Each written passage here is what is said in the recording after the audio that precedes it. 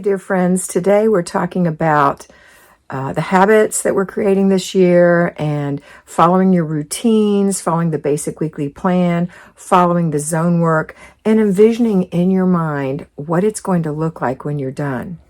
And I want you to go in with some enthusiasm, but I don't want you to be fearful because you think it's a mountain of work. And I don't want you to over-expect and think, oh, I could just work extra hard and get it done early. Either one of those will be bad. It'll put you in a position to fail. And that's not what I want you to do. I want you to not be afraid, but say, you know what, I can do this. I can do this 15 minutes at a time, 4 times a week, Monday, Wednesday, Thursday, Friday, if you're an at-home person, Saturday or your off day in the morning, first thing, if you're a payroll person. So if you come in fearful, then you're not going to want to give anything away. It's like, oh, I'm afraid, I might need that, I might shrink into that, my mother might know, whatever it is. Remember, anything that belongs to you is yours to do with as you please. You're an adult, and if you don't want it, need it, love it, use it, it's gone.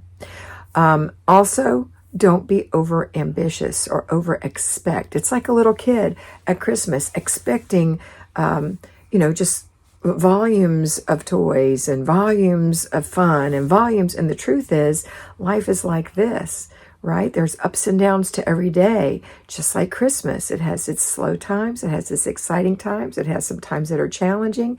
It has some times that are rewarding. And that's the same with every day that you're working in your house. So don't over expect. Don't say this is going to be a breeze and I'm going to do it every day and I'm going to be perfect at it. That is over expecting. You're not going to be perfect. You're probably going to miss a day every once in a while. But in general, I want you to follow your planner, check it off that you did it, and give yourself grace if you didn't. But don't over-expect. Don't say, you know what, I bet in a month I can have this whole thing done. I'm not going to do what Kat says. I'm just going to go, go, go. You're going to overdo. You're going to be exhausted. You're not going to want anyone to touch or breathe on anything that you've cleaned. And then if it does start to fall apart, you're going to feel bad about it and think that you're not good because you can't go back and make it good again because you're exhausted from doing so much. So today, I want you to go in to your planner, get your planner out, put 3 little bubbles on every day. And I'm making this a statement to everyone, even my patrons. You got to have 3 little circles every day. And those 3 little circles are for checking your planner.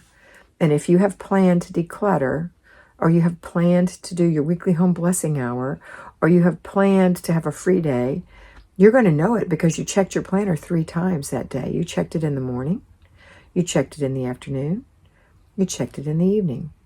You know what to expect of that day. That is not over-expecting. That's just saying, this is what we have to do. That is not being fearful. It's just saying, this is exactly what I have to do. You don't have to come up with anything. You don't have to create anything. It's right there for you. So when you get up tomorrow, when you watch this is Wednesday. So on Thursday morning when you get up, if you're an at-home homemaker, that is typically errand day.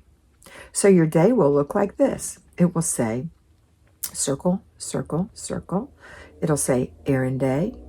Maybe you've indicated what laundry you want to do that day. I do. I always put a little mark in my planner for what day it is. And Thursdays for me is mediums. So I have an M. So I know I'm going to start my mediums in the morning. So that's not going to be a hassle. That's not going to be anything that makes me uncomfortable. That's just my mediums, washing in the washing machine. If you have a large load or an extra large load, I want you to split it into 2. Or if you have 2 or 3 loads, you're going to do 2 or 3 loads. But that's all you have to do that day, just your mediums. And then you're going to say, okay, I've done that. I've done my morning routine. I'm going to wake my children up. I'm going to put them through their morning routine. We're going to have breakfast. I'm going to clean up after breakfast. I'm going to take them to school or start their homeschooling or whatever it is you're going to do. Or maybe you don't have kids. Maybe you're going to work. Then you're just not going to worry about anything else that day because you're going to work. And when you come home, you're going to do your after dinner routine, your before bed routines, and that's it.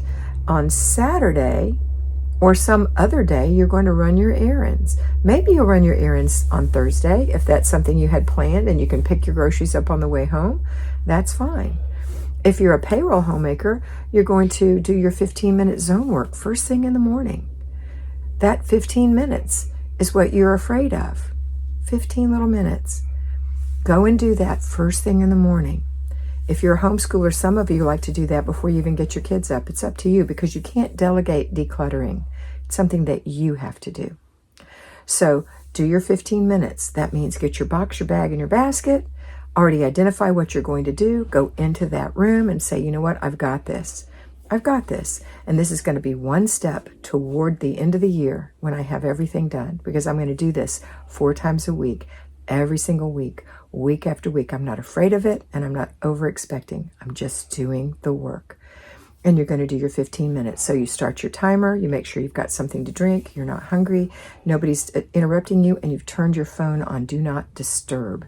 All right, turn your phone on Do Not Disturb, and then start working. Set the timer. Let's go. So pull out the drawer or open the cabinet shelves or open the closet doors or whatever it is and work on that specific area that you said that you were going to do today.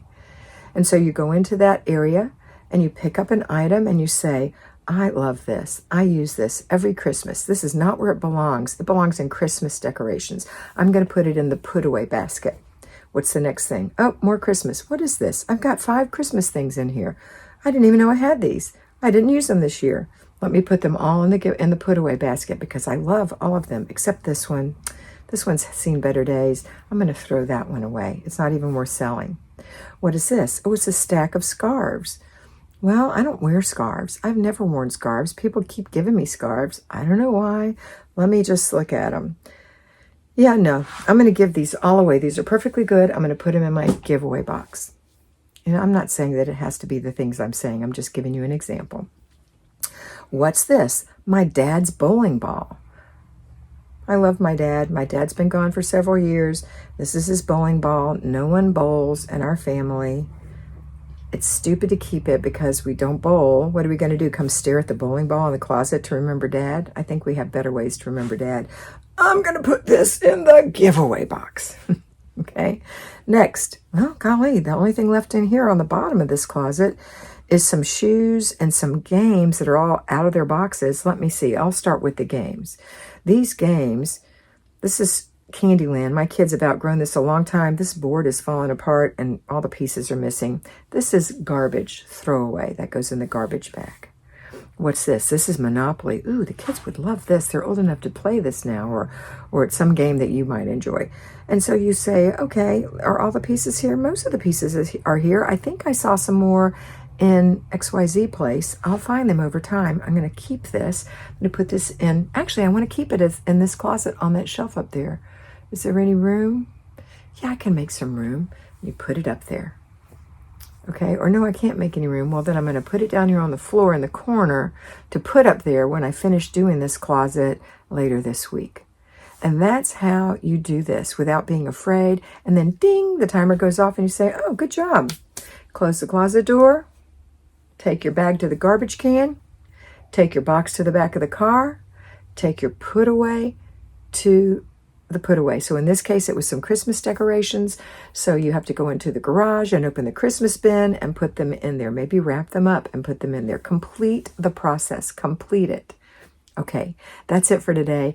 I hope that you learn to approach everything you're doing this year without fear and trepidation and also without over-expecting. Make it a great day.